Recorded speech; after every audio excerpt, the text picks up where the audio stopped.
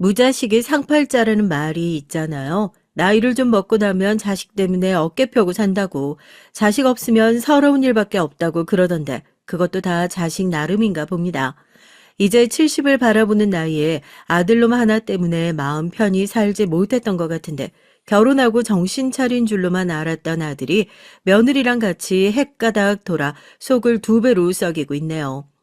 아들이 크고 작은 사고를 치면서 제 속을 썩일 때마다 이번 한 번만 도와주는 거다. 이제 한 번만 더 내 속을 뒤집으면 부모 자식 인연을 끊고 사는 한이 있어도 다시는 얼굴 안 보고 살아야지 결심을 했는데 이제 정말 그 끝이 찾아온 것 같아 씁쓸하네요. 자식 같지도 않은 자식은 안 보고 사는 게 속편하다. 위로받고 싶은 마음에 사연 보내봅니다. 자식 복만 없냐? 아니요. 남편 복도 지질이 없어요. 남들처럼 평범하게 학교 다니고 졸업하고 나름 나쁘지 않은 회사에 들어가고 제 좌우명이요. 평범하게 살자예요. 어렸을 때 좌우명 쪽지에 적어 책상 앞에 딱 하니 붙여놓을 때까지만 하더라도 제가 이렇게 평범하게 사는 것이 가장 어려운 사람이 될 줄 몰랐었죠. 뭐? 평범하게 살자? 사업한 남자랑 결혼하면 속만 뒤집어지지. 평범하게 사는 건 글러 먹었다 너도, 어? 그냥 좀 무난하게 회사 다니는 사람이나 만나지. 아유. 어쩌면 평범하기 짝이 없었던 제 인생은 남편을 만나고 결혼을 한 순간부터 조금씩 평범과 거리가 멀어졌던 것 같아요. 결혼식 전날까지 저희 엄마는 사업하는 사람 만나면 마음고생한다면서 제 결혼을 영 못마땅해 하셨죠. 특출나게 차이나는 것 없이 반대할 구석 하나 없는 결혼이었지만 이유는 딱 하나였습니다. 남편의 사업이요. 처음엔 남편을 소개받을 때까지만 하더라도 평범한 영업직 사원이었던 남편이 잘 다니고 있던 직장을 관두고 의료기기 사업을 시작하게 됐거든요. 남자로 태어났으면 사업이든 뭐든 큰일 한번 해봐야 한다면서 호기롭게 사업을 시작한 남편이었지만 사업의 사자도 모르는 사람이 회사 하나 차려놓는다고 금방 성공할 수 있었겠어요. 결혼 준비하면서도 그놈의 돈 때문에 참 많이도 휘청거렸습니다. 그래서 이제 와서 예단 예물을 생략하자는 거야? 그럼 상견례 자리에서 미리 그걸 얘기했어야지.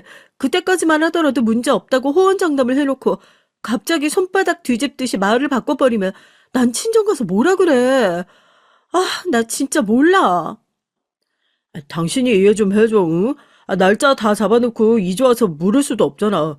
부족한 부분이 있으면 살면서 채워나가면 되는 거지. 결혼식 그거 다 허례허식이야. 우리 둘이서 살림 잘 꾸려서 살면 되는 거잖아.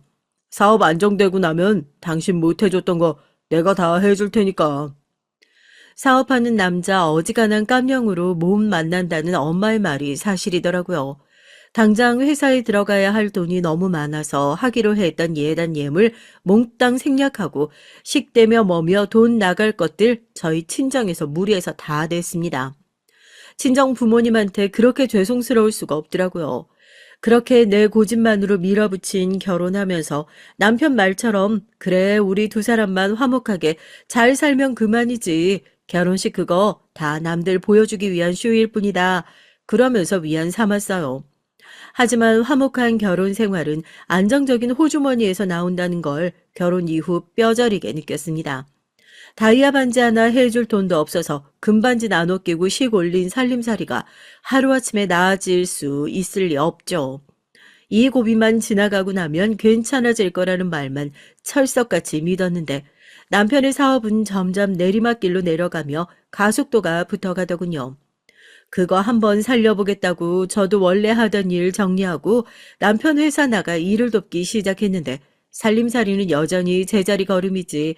그 와중에 애까지 생기고 나니까 가난이 턱 끝까지 쫓아오는 것만 같았어요.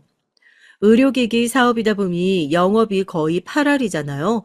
남편이 영업을 뛰러 회사를 비우고 나면 전 회계부터 거래처 연락하고 물류 관리하고 거의 회사 살림의 모든 일을 도맡아서 했습니다. 그것뿐만이게요. 회사가 본격적으로 어려워지기 시작했던 시기부터 낮엔 회사에 나가 일을 하고 밤에는 동네 반찬집에서 아르바이트를 하고 주말엔 택배 상하차까지 하면서 정말이지 그 시기에 안 해본 일이 없었습니다. 몸을 갈아서라도 가정을 책임져야 한다는 생각이 그때부터 박혀 있었으니까요. 이 집의 실질적인 가장은 저라고 해도 되지 않을까 싶어서요. 아들을 임신하고 혼자서 양말도 못 신는 만삭이 몸이 될 때까지 회사를 나갔어요. 자식만 낳으면 뭐 드라마틱하게 살림살이가 나아질 것 같죠. 자식도 있으니까 더 열심히 살게 되고 그러다 보면 자연스럽게 어려웠던 살림살이도 풀리게 되어 있다고요. 그건 다 성공한 사람들이나 하는 얘기죠. 보통의 사람들은요, 어려운 형편의 자식까지 낳아놓고 나면 그냥 눈앞이 캄캄한 거예요. 아들한텐 정말 미안한 얘기지만 그래서 저 역시 뱃속에 아이가 생겼다는 소식을 들었을 때 걱정 없는 다른 사람들처럼 마냥 기뻐하지 못했습니다. 솔직히 아들을 지울까 고민도 많이 했었고요. 두 사람 먹고 사는 게 힘들어서 그런 생각을 했던 게 아니라요. 태어날 아이한테 너무 미안해서요. 남들이랑 똑같이 잘해주고 싶은데 우리 지금 둘 목구멍에 풀칠 겨우 하고 있는 상황에서 애가 나오면 이걸 어떻게 책임져야 하나 마냥 막막하기만 했었죠. 요즘엔 그런 생각을 해요. 잠깐이라도 내가 그런 생각을 해서 그때 잘못한 벌을 지금 되돌려받고 있는 게 아닐까 하고요. 내가 좀 더 기쁜 마음으로 아들을 받아들이고 좀 더 행복해 했더라면 그러면 하늘이 이렇게 무심하게 나를 배신할 일은 없지 않을까 하고요. 엄마 체육대회에 애들이 다 부모님 데리고 온다는데 아빠는 못 온다고 했고 엄마도 못 와? 엄마 일하는 거 그거 몇 시간만 안 가면 안 돼? 애들이 부모님 없냐고 놀린단 말이야. 난 왜 엄마도 아빠도 다 있는데 맨날 이런 거 할 때 한 번도 안 오고 혼자 있어? 누가 우리 진호한테 그런 소리를 해? 엄마도 아빠도 열심히 살고 있어서 바빠서 그런다. 네가 잘 얘기하면 되지. 엄마도 그날 해야 될 일이 많아서 도저히 시간을 못 낼 것 같은데 어떡하지? 엄마가 할머니한테 전화해서 우리 진호 달리기 몇 등 하는지 좀 봐주세요. 미리 얘기해 놓을게. 그럼 됐지? 뭐가 문제였는지 모르겠어요. 대책도 없이 무작정 회사만 차려둔 남편은 창업을 한 지 몇 년이 지나도 흑자로 돌아서지 못하는 사업의 이유를 자꾸만 밖에서 찾으려고 들었습니다. 혼자서 왜 안 될까 고민하는 거 그거 누가 말려요. 혼자서만 고민했으면 문제가 그렇게 커졌을 일도 없었겠죠. 남편은 이쪽 분야에 대해서 박학한 친한 형님이 있다면서 회사에 고문을 맡겼습니다. 말이 좋아 고문이지 남편의 지인은 남편을 꼭두각시처럼 마구 주무르기 시작했어요. 아, 우리 회사 규모가 뭐 얼마나 된다고 고문이 필요하고 자문이 필요하고 그래. 당신 그거 진짜 몰라서 그러는 거야. 그 허우대만 좋은 형님들, 당신이 사업 잘 모른다는 거 알고 의도적으로 접근한 거라고. 지금 우리가 그러고 있을 때야? 당신이 나가서 100걸음이라도 더 걷고 한 대라도 더 팔아야 겨우 먹고 살 수 있는 시기라고. 나도 당연히 알지. 알아서 그러는 거 아니야. 이번에 고문으로 새로 내가 영입한 형님 있잖아. 아니, 나도 몰랐는데 이 형님이 예전에 필리핀에서 그 비슷한 일을 해봤다고 하시더라고. 우리 회사 제품 딱 보시더니 아, 이건 되는 거다. 어? 아, 이건 국내에서 팔 상품이 아니라 해외로 수출을 해야 되는 상품이다. 확실히 외국에서 오래 계셔서 그런지 이 보는 시야가 다르시다니까. 아, 그래서 요즘에 해외 쪽에서 판매할 대리점 좀 알아보고 있어.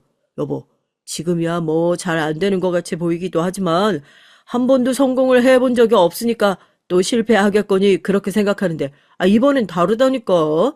내가 제대로 대박 터뜨려서 당신이랑 우리 진호 앞으로 돈 걱정 없이 살 수 있게 해줄게. 사업이 어려워지는 과정은 아마 다들 말 안 해도 비슷하실 것 같아요. 욕심 아니면 사람 때문이겠죠. 저희도 마찬가지였습니다. 남편 눈엔 무너져가는 사업을 다시 일으켜 주실 하느님처럼 보였겠죠. 하지만 원래 사기를 치는 사람들, 남 등 쳐먹으려는 사람들은 잘 나가고 있는 사람들한테 절대로 접근하지 않더군요. 저희처럼 이제 더 빼먹을 것도 없는 사람들, 그래서 지푸라기라도 잡아보고 싶은 그 심정을 이용하는 게 사기꾼의 못된 마음인 걸 그제서야 알았습니다. 필리핀에 자기가 아는 업체와 알선해주겠다. 거래처를 통해서 물건을 팔 수 있게 해주겠다. 온갖 감언이설로 남편을 꼬드겨 현지 대리점을 구할 계약금 명목으로 거액의 돈을 받아간 지인은 연락 두절 상태로 그대로 사라졌어요. 해외 판매가 마지막 희망이라고 믿었었던 남편의 애절한 마음을 이용했던 거죠. 돈도 없는데, 먹고 죽을래도 없는 게 돈인데, 그것도 모자라서 이제 빚까지 떠안게 됐으니, 어쩔 거야, 이거, 응? 당신이 한 거잖아. 당신이 믿어보라고 했잖아. 어쩔 거냐고. 이 형님이 그럴 사람이 절대 아닌데, 어? 필리핀에 갔다가 무슨 일이 생겼을지도 모르니까 조금만 기다려보자, 어? 내가 현지 경찰에다가도 근처에 한국인 사고 소식 들어온 거 없는지 좀 알아봐 달라고 연락을 해놨으니까. 아니야, 절대 그럴 리가 없어, 어? 절대로 그럴 일이 없을 거라는 말은 그냥 남편의 희망사항이겠죠. 경찰이 수소문하고 난 후에 돌아온 소식은 철석같이 믿었던 이 형님이 이미 현지에서도 사기 행각을 많이 저지르고 도망 다니던 범죄자였답니다. 이런 사람을 남편한테 어마어마한 사업가다, 따라하기만 해도 돈 버는데 사람들이 못 따라해서 그런 거다 하고 열심히 입을 털었던 사람 역시 한패로 움직이던 조직원이었고요. 수사에 들어갔어도 계좌도 차명으로 돌려놓고 뭐 여권도 위조고 사기를 치려고 작정하고 달려든 사람을 어떻게 사기꾼인지 알아보고 잡을 수가 있겠어요. 그렇게 저인 아무것도 없는 것이 그냥 거액의 빚까지 떠안게 된 최악의 상황을 마주하게 됐습니다. 전 이 악물고 이랬어요. 어쨌든 낳아놓은 아들은 사람답게 키워야 할 거 아니에요. 아무리 사기를 당하고 집이 어려워지고 뭐하고 해도 애 공부는 시켜야 할 거 아닙니까? 이미 빚더미에 나앉은 공장을 되살릴 생각은 진작에 때려치우고 밖에 나가서 일이란 일은 닥치는 대로 했어요. 새벽 5시 반에 간장집에 앉아서 도우미 일이든 입주 청소 일이든 받을 수 있는 일들은 다 받아서 밤늦게까지 몸이 부서져라 일을 했습니다. 남편은 그동안 뭐 했냐고요? 사기를 당한 충격에서 헤어나오지 못하고 빌빌거리고 있었죠. 집 문을 열면 지독한 술 냄새가 진동을 했어요. 저도 어느 순간부터 집에 들어오기가 싫더라고요. 우편함엔 확인도 안 한 독촉장들이 가득 꽂혀 있지. 남편은 모든 걸 다 포기한 얼굴로 망연자실하게 앉아서 옆에 술병 가득 쌓아놓고 욕이나 중얼중얼 거리면서 잠에 들지. 한 우물을 파야 성공한다는 말도 다 거짓말인 것 같았죠. 손톱이 빠져라 우물을 파고 있는데 그 우물은 이리 들어와라 하고 저를 붙잡아 당길 뿐 아무런 결실도 성과도 없었으니까요. 아무리 피해 다녀 보려고 애를 써도 절대 피할 수 없는 게 뭔지 아세요? 빚이요, 빚. 가난했던 때와는 차원이 다를 정도로 힘들었습니다. 매일같이 집 근처에 망해가는 공장에서 한 푼이라도 받아내보려고 하는 빚쟁이들이 진을 치고 있었어요. 은행 빚도 밀리다 보니 채권이 어디로 팔려나가고 은행에서 정중하게 전화가 오는 대신에 채권을 구매한 대부업체에서 전문으로 추심만 진행하는 사람들을 불러 집으로 보내기도 시작했죠. 험악한 인상으로 대문을 쾅쾅 두드리면서 독촉장을 건네주는 빚쟁이들은 아무리 피해도 피할 수 없는 존재였습니다. 남편을 붙들고 제발 뭐라도 해보라고 닥달을 했지만 돌아오는 대답은 미안하다는 얘기뿐이었어요. 빚은 하루가 다르게 눈덩이처럼 불어나기만 했고 당연히 돈을 받아야 하는 사람들 입장에선 동굴로 숨어버린 남편이 답답하기만 했겠죠. 불법이라는 걸 뻔히 알고 있으면서도 이제는 어린 아들한테까지 가릴 거 없이 독촉을 하는 걸 보고 이대로는 안 되겠다 싶었습니다. 네가 윤호지? 아빠 지금 어디 계시니? 우리 아빠랑 친한 사람인데 아빠가 핸드폰을 두고 가셨는지 연락이 안 되네. 윤호가 아빠한테 전화 좀 해볼래? 지금 애한테 뭐 하는 거예요? 차라리 그냥 저한테 말씀을 하세요. 아무리 그래도 애 붙들고 이러시면 안 되죠. 애가 뭘 한다고요? 네가 마누라구나. 야, 네 애만 애인 줄 아냐? 그래서 내 돈 언제 갚을 건데? 니네가 지금 배째라 하고 나와서 집에 있는 우리 앤 밥 굶고 있는데 넌 네 아들만 중하냐? 뭐? 애 붙들고 이러시면 안 돼요? 나 진짜로 배는 거 없는 사람이야. 지금 내가 무서울 게 뭐 있다고. 그래, 신고해라, 신고해. 신고해서 나도 경찰서에서 내 돈 떼어먹은 그놈 얼굴 좀 보자. 100번이고 1000번이고 신고해. 엄마 무서워. 엄마 그냥 돈 좀 빨리 줘. 저 사람들 줘버리면 안 돼? 나 학교에서도 누가 계속 따라오는 것 같고 저 사람들이 나한테 나쁜 짓 할까 봐 무서워서 돌아다니지도 못하겠어. 아빠가 저 사람들한테 돈 빌리고 안 갚은 거 아니야? 엄마가 그냥 돈 좀 대신 갚아주라, 응? 그러면 되는 거잖아. 아들은 큰 소리만 나도 깜짝깜짝 놀랄 정도로 예민해진 상태였고 매일 절 붙들고 누가 뒤에서 쫓아오는 것 같다, 무섭다며 엉엉 우는데 어찌나 미안하던지요. 부모 잘못 만난 죄로 아직 준비되지 않은 부모한테 찾아왔단 죄로 이렇게 고통받고 살 수만은 없는 거잖아요. 남편도 같은 생각이었나 봐요. 저 앞에 앉혀놓고 그러더라고요. 자기랑 이혼 좀 해달라고요. 무슨 소리냐고 그랬죠. 사정 힘든 거 뻔히 아는데 그 와중에 그것도 남편이라고 혹시 혼자서 안 좋은 생각이라도 하는 걸까 봐. 그래서 저랑 아들도 정리하고 싶어 하는 건가 덜컥 겁이 나대요. 언제까지 당신이랑 윤호 빚쟁이들한테 쫓겨다니면서 살게 할 수도 없고, 차라리 힘들 거면 나 혼자 힘든 게 낫다 싶어서 그래. 당신이 그때 아무래도 이건 아닌 것 같다고, 영 못 믿었다고 그런 소리 했을 때, 그 말 들었으면 애초에 이런 일도 없었을 텐데.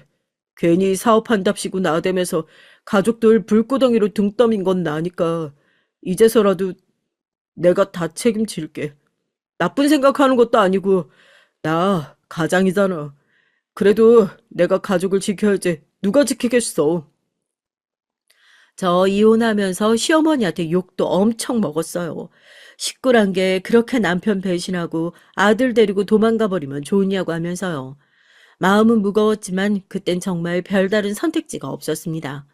이혼 서류에 도장 찍고 그 전날에 월급으로 받은 돈 인출해서 봉투에 고이 싸서 자고 있는 남편 머리맡에 내려놓고 아들 데리고 나서 도망치듯이 집을 빠져나왔어요.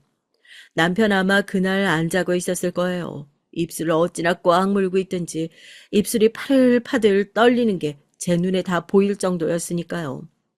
지지고 볶고 살면서도 참 좋았었는데 사업 망한 남편 버리고 나온 이혼 요소리 들어가면서 그때부터 홀로 아들을 키우기 시작했습니다.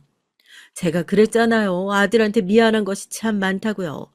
같은 학교를 계속 다닐 수가 없어서 월세방을 하나 구하고 근처에 있는 학교로 아들의 전학수속을 밟았습니다.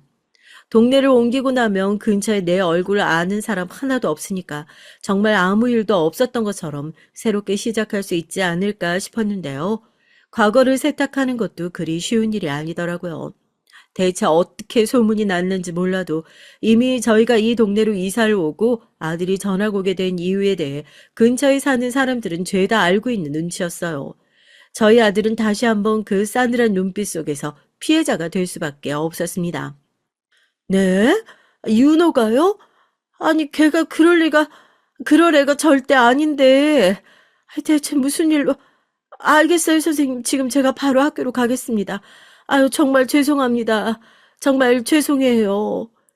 그래도 아들이랑 먹고 살아야 하니까 마트 캐셔로 일을 했어요. 일을 한참 하고 있는데 모르는 번호로 전화가 왔더라고요. 어디냐 물으니 아들이 다니고 있는 학교의 담임 선생님이셨습니다. 선생님께선 조심스러운 말투로 저희 아들이 친구와 싸움을 해서 지금 학교로 좀 와보셔야 될 것 같다고. 조용히 넘어가 보려고 했는데 같이 싸운 친구가 조금 다쳐서 그쪽 학부모도 지금 학교로 오고 있는 상황이다 하시더군요. 그 얘기를 듣자마자 깜짝 놀라 저도 한달음에 학교로 달려갔죠. 늘 겁 많고 착하기만 한 줄 알았던 저희 아들이 아직도 분이 풀리지 않는지 주먹을 꼭 쥐고 씩씩거리면서 있는 걸 보고 깜짝 놀랐어요. 같이 싸웠던 친구는 얼굴이 시퍼렇게 멍이 들고 입술이 터지고 아주 난리도 아니었고요. 달려가서 뭐라고 하기부터 했죠. 친구랑 싸울 일이 뭐가 있다고 전학 온 지 얼마 되지도 않았는데 이런 사고를 치냐고요. 옆에 난감한 표정으로 서 있던 담임 선생님께도 머리가 땅에 닿아라 죄송하다 고개를 숙였어요. 뭐 그쪽 학부모도 엄청나게 열받아 있는 상태로 학교에 달려왔고요. 내 자식이 어디서 그렇게 맞았는데 화 안 날 부모가 어디 있겠습니까? 이래서 가족이 모자란 것들이랑은 친하게 지내면 안 되는데. 야, 우리 아들이 너 좀 불쌍해서 놀아줬으면 고마운 줄 알아야지. 어디 함부로 깡패처럼 손을 갖다 올려? 어? 넌 집에서 그렇게 배웠어? 니네 부모가 그렇게 가르쳤냐고? 대답해봐. 제가 어떻게 알아요? 네가 나한테 그랬잖아. 애비 없는 자식이라고, 어? 네, 저요. 애비가 없어서 그런 기본적인 가정교육도 못 받고 자랐어요. 네. 됐어요? 아들한테 상황을 들어보니까 그래요. 싸움은 저쪽에서 먼저 걸었다고. 평소에도 반에서 불량한 친구였대요. 전학 온 첫날부터 꾸준히 애비 없는 자식이라고 얘기를 하는 것도 다 참고 있었는데 그 애가 오늘은 갑자기 제 얘기를 들먹거렸답니다. 너네 엄마도 남편 없어서 외롭지 않겠냐. 네가 진짜 효자면 동네의 한량 같은 아저씨라도 소개시켜줘야 하는 거 아니냐고 하고요. 그 얘기에 아들이 열이 받아서 큰 싸움이 났었던 거고요. 솔직히 아직 고등학생밖에 안 된 애들이 벌써부터 입에 담기도 험한 그런 소리를 주고받으면서 싸운다는 것이 믿기지 않았습니다. 야, 이게 이제 말까지 막 지어내네? 아, 너 우리 아들이 그랬다는 증거 있어? 증거 있냐고. 애들 얘기 들어보니까 네가 부모 얘기만 나오면 먼저 파르르 화를 내면서 달려들었다고 그랬다면서? 선생님, 애들이 이런다니까요. 아이, 이래서 우리가 교실에 CCTV 달자고 그런 얘기 하는 거예요. 이렇게 어른들 다 모여있는 자리에서도 그냥 눈 하나 깜짝 안 하고 거짓말하는 거 보세요. 하여튼 전 이 일 이대로 못 넘어가요. 학폭위 열어주세요. 이거 학폭위 열어서 잘잘못 제대로 안 따지면 제가 학교고 선생이고 싹 다 고발해버릴 거니까. 이런 애들은 학교에 다닐 필요가 없어요. 아유, 이 놈 좀 봐 좀. 응? 어머, 얘, 너, 난 아주 잡아먹겠다. 잡아먹겠어. 그때 제가 나서서 아들 편을 들어줬어야 하는데 전학 온 지도 얼마 되지 않았는데 학교에서 문제를 일으키고 학폭위까지 소집되면 정말로 대학 가는데 뭐 문제라도 있을까 싶어서 전 그게 먼저 걱정이 되는 거죠. 그 당시에 아들이 저의 유일한 희망이었는데 이 애마저 뭐 잘못된 상황에 놓이기라도 할까봐 자초지종을 들어봐도 그놈 잘못이 100번 1000번 맞다 생각했지만 그렇다고 여기서 핏대 세워가면서 저 학부모랑 같이 싸워봤자 정말 이를 키우는 꼴밖에 되지 않을 것 같고 그렇게 전 교무실에서 무릎 꿇고 고개를 숙이게 됐어요. 아유, 어머니, 여기서 이러시면 안 돼요. 얼른 일어나셔요. 아유, 이걸 어째? 선생님, 어머니, 정말 죄송합니다. 제가 아들을 부족하게 가르친 탓입니다. 앞으로 미래가 창창한 애예요. 어떻게 생각하실진 모르겠지만 이번 한 번만 넘어가 주시면 제가 다시는 이런 일 없도록 따끔하게 집에서 단돌이 하겠습니다. 병원비고 뭐고 제가 다 부담할 테니까 제발 애 미래 잘못되는 일만 없도록 좀 도와주세요. 부탁드리겠습니다. 제가 먼저 그렇게 고개를 숙이고 나오니까 당황한 상대쪽 학부모들도 뭐 이렇게까지 해서 자기들 나쁜 사람 만들려고 그러는 거냐. 됐다고 일어나라고.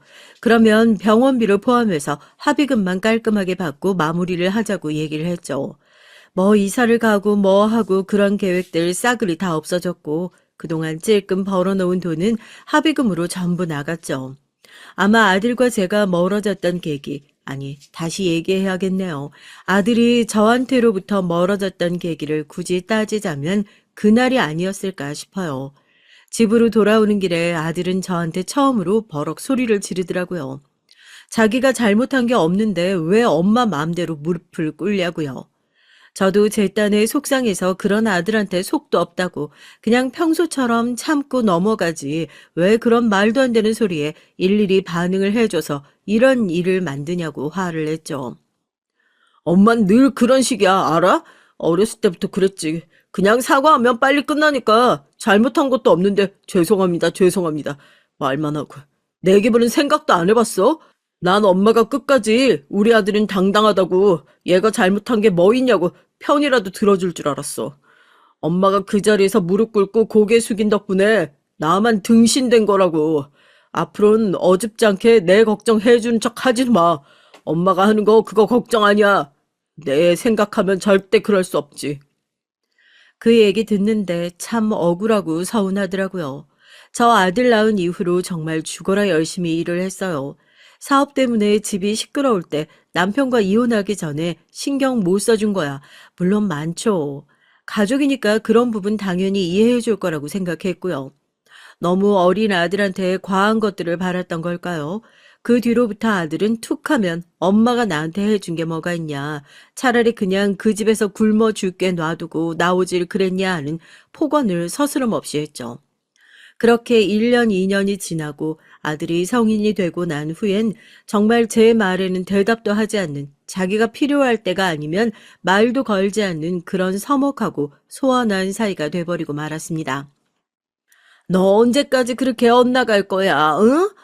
네가 뭐 언제까지 사춘기도 아니고 엄마한테 서운한 건 그렇다 치고 너도 네 밥벌이는 제대로 하면서 살아야 할 거 아니니, 응? 내가 그렇게 꼴도 보기 싫으면 네가 돈 벌어서 나가면 될 거 아니야, 어? 고등학교 졸업하고 대학도 안 간다. 그렇다고 딱히 하는 일도 없이 친구들이랑 몰려다니면서 술, 담배 냄새를 묻혀오는 아들이 참 답답하기만 했어요. 평소엔 저랑 말 한마디도 안 섞는 녀석이 꼭 돈 필요할 때만 엄마 소리 하면서 손 내미는 것도 하루 이틀이죠. 제가 무슨 누르면 돈 나오는 자판기도 아니고요. 사고치고 손 벌리고 하는 한심한 짓은 당장 관두라고 마트에서 같이 일하는 여사님에게 소개받아 아들을 억지로 공장에 취업시켜 놨습니다. 처음엔 소개시켜 주신 분 얼굴 보는 게 민망할 정도더라고요. 자기는 일이 안 맞는 것 같다, 출근도 못하겠다 하는 거 억지로 일으켜 세워서 차를 태워 질질 끌고 나가기도 했었고요. 그 쌈박질하는 성격이 회사 들어간다고 뭐 하루아침에 변하겠어요? 회사 직원들이랑도 문제를 일으켜서 잘릴 뻔했던 거 사정사정 했던 일도 있었고요. 저 진짜 더럽게 복도 없죠. 그랬던 아들이 하루아침에 말짱한 사람이 된 계기가 있었는데요. 그게 바로 결혼이었습니다. 어느 순간부터 회사 안 가겠다고 으름장을 놓는 일도 없어지고 좀 사람답게 사나보다 해서 아들이 드디어 정신을 차린 건가 싶었는데 그것도 다 만나는 여자 덕분이더라고요. 뭐 아들이 가정 꾸려 산다는데 싫을 게 뭐가 있어요. 제가 기가 막혔던 건 모아둔 돈 하나 없으면서 대책도 없이 덜컥 임신부터 해가지고 인사를 한답시고 찾아온 며느리와 당당한 아들의 태도 때문이었습니다. 같은 회사에서 일하고 있어. 그래도 직업은 괜찮으니 나중에 애 낳고 나서 도로 회사 일하면 되겠거니 했었는데 그것도 아니라네요. 며느린 촉탁직으로 2년짜리 계약직이었고 그마저도 임신하고 몸이 안 좋다며 빠지는 날이 잦아지니 업체 측에서 내년도 계약은 못하겠다 통보를 한 상황이었고요. 제 자식이지만 정말 끼리끼리 잘도 만났구나 하고 화가 울컥 올라왔다니까요. 너 정말 대책이 아무리 없어도 이렇게 없을 수가 있어. 부모님도 안 계시지, 변변찮은 직업도 없지. 그렇게 어려운 사람들은 네가 책임지고 먹여 살릴 수 있을 때나 만나는 거야. 너 이제 어떡할 거야?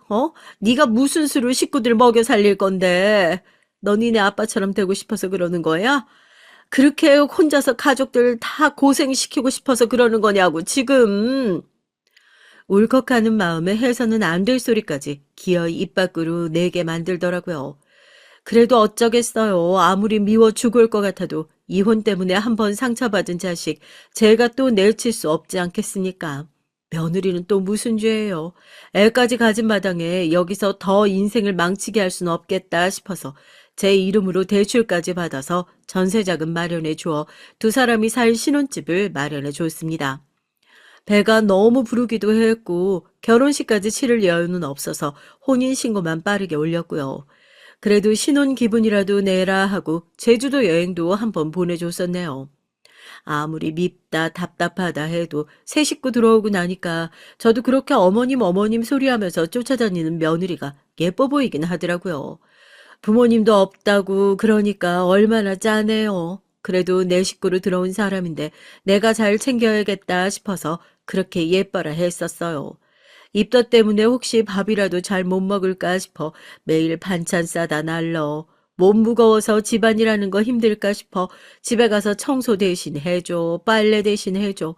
고운 정보다 무서운 게 미운 정이라고 뭐 하나 똑 부러지게 잘하는 것도 없는 애들이었지만 아들도 제 가족 생기고 나니 예전보다 마음 붙이고 일을 하는 것 같아. 그래, 뭐 좋게 생각하자 그랬었죠. 오죽하면 며느리가 진통 오는 것 같다고 병원 가봐야 할 것 같다는 전화를 아들보다 저한테 먼저 했었어요. 택시 타면서 며느리 손 꼭 붙들고 괜찮다고 숨 쉬라고 진짜 친정 엄마라도 된 것처럼 챙기면서 그렇게 건강한 손녀딸도 봤고요. 완벽하진 않지만 꽤나 괜찮은 인생이구나 위안 삼을 정도였죠. 엄마, 아버지랑은 연락 안 해? 그때 엄마 이혼하고 그 집 나올 때 위자료니 양육비니 뭐 한 푼도 못 받았었잖아. 그때 그 돈만 받았어도 우리도 번듯하고 괜찮은 집에서 잘 살 수 있었을 텐데. 그치? 아니, 아쉽다고 뭐 그런 뜻은 아니잖아. 그냥 그랬겠구나 하는 거지. 넌 뜬금없이 왜 그런 얘기를 하고 그래? 연락할 일이 뭐가 있다고. 아휴, 왜 이렇게 허리가 뻐근한지 모르겠네. 한의원에 가서 침이라도 맞고 와야 되려나. 애 키우면서 부쩍 돈이 부족해진 아들은 저한테 뜬금없이 전 남편 얘기를 꺼내더라고요. 그때 뭐 위자료라도 제대로 받았으면 우리가 지금 이렇게 고생하는 일은 없지 않았겠냐 하면서요. 이미 다 끝난 사이인데 연락하고 말고 할 게 뭐가 있냐고 그랬었는데 아들이 정말 뭔가를 알고 있었던 걸까요? 정말 그 얘기가 나온 지 얼마 지나지 않아 전 남편에게 먼저 연락이 왔거든요. 벌써 이혼한 지 20년 가까이 지난 전 남편에게 연락 올 일이 뭐가 있겠어요. 처음에 연락 왔을 때 진짜 어디 아프거나 잘못되기라도 한 줄 알았죠. 다행히 어디 다친 것도 뭐 잘못된 것도 아닌 전 남편은 꼭 줘야 할 게 있으니 잠깐 얼굴 보고 얘기할 수 있겠냐 저를 불러냈습니다. 헤어진 마당에 주고받을 게 뭐가 있나 싶긴 했지만 얼마 전에 집에서 전 남편 얘기가 나왔던 것도 그렇고 아들이 결혼한 소식도 전해야겠다 싶고 해서 만나게 됐죠. 뭐, 뭐 복권이라도 당첨된 거야? 정말 오래 살고 볼 일이긴 하네. 당신 그런 옷 입은 것도 다 보고 사업 다시 잘 풀리게 된 거야? 그러게, 당신 만날 땐 매번 고생만 시키고 고생만 해서 이런 모습 한 번도 못 보여줬었는데 다 늙어서 나만 혼자 잘 사는 것 같아 미안해 견딜 수가 있어야지. 어떻게 잘 지내고 있었어? 윤호 그 녀석은 뭐하고 지내고? 그동안 많이 힘들었지? 참 많이 힘들었죠. 누구한테 말도 못할 정도로요. 모르겠어요. 이혼을 할 당시엔 악감정만 남아있었던 것 같았는데 막상 또 이렇게 20년이라는 세월이 흐르고 전 남편을 다시 보게 되니 미워하고 원망했던 감정들은 생각보다 크게 떠오르지도 않더라고요. 오히려 그동안 혼자 아이를 돌보느라 고생한 제 마음을 유일하게 알아주는 것 같아 왈칵 눈물이 쏟아졌습니다. 그렇게 오랜만에 만난 전 남편과 정말 긴 시간 얘기를 나눴어요. 그동안 어떻게 살았는지, 아들이 결혼해서 아이를 낳았다는 소식을 듣고 깜짝 놀라기도 했고, 아들이 속 썩인 얘기를 들을 땐 같이 버럭 화를 내주기도 했고 말이에요. 얘기를 하다 보니 시간이 훌쩍 가버리고 이제 슬슬 자리에서 일어나려는데 전 남편이 제 앞으로 통장이랑 도장 하나를 쓱 내밀어요. 이게 뭐냐고 아무 얘기 말고 열어보라고 그러기에 통장을 쓱 열어봤더니요. 세상에 그 안에 0이 몇 개야. 9개나 붙어 있는 거예요. 10억이요, 10억. 이런 큰 돈이 어디서 났냐고 난이건 못 받는다고 다시 통장을 되돌려주니까 이건 제가 못 챙겨간 제 몫이라고 꼭 받으라고 하대요. 당신이랑 이혼할 때 내가 얼마나 생고생을 시켰어. 이제 사업 숨 좀 트이고 잘 되기 시작하니까 다른 사람은 하나도 생각이 안 나는데 당신한테 미안해했던 거, 못해줬던 거, 그게 제일 먼저 생각이 나더라니까.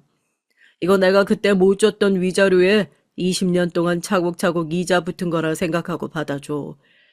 얘기 들어보니까 당신도 여직 힘들게 살고 있는 것 같은데 자식이 노후 준비는 아니잖아. 우리 나이가 그래. 노후 대비할 돈은 쥐고 있어야 큰 소리 치지. 얼떨결에 10억이라는 큰 돈을 받은 제가 뭐라고 할 말이 있겠어요.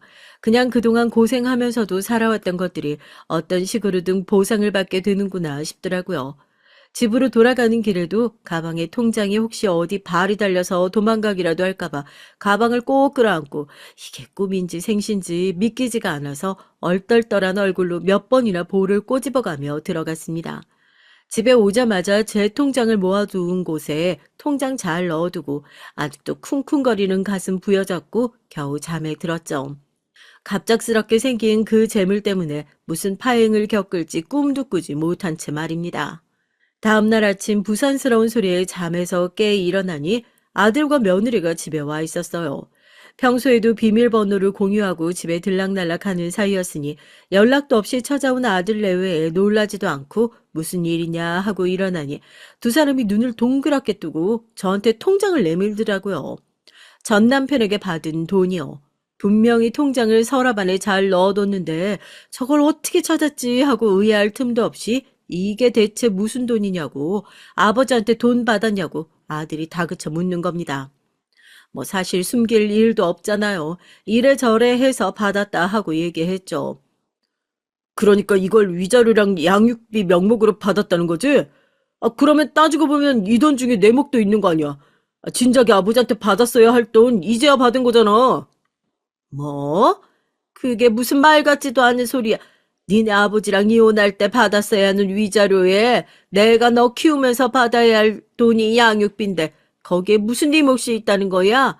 혹시라도 또 돈 사고 쳐서 손 벌릴 생각이면 꿈도 꾸지 마. 내가 여태까지 네 뒤치다거리 하느라 대준 돈만 해도 몇 억은 될 거다. 나 아무리 욕심낼 게 없어도 그렇지. 이제 노후 자금까지 욕심내야겠다 이거야?